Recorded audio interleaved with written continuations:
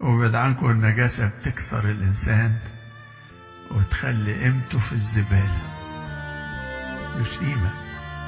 يعني اللي بيعيش في النجاسات دي تبص تلاقي الواحد اتطفى، يطفي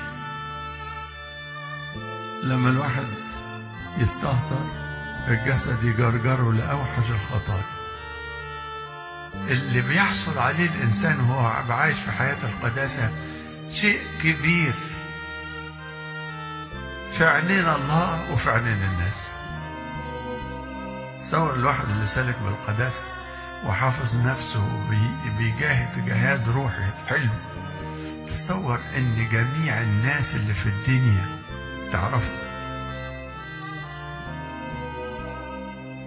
وتصور ان الملائكة والسمائيين بيقدروه،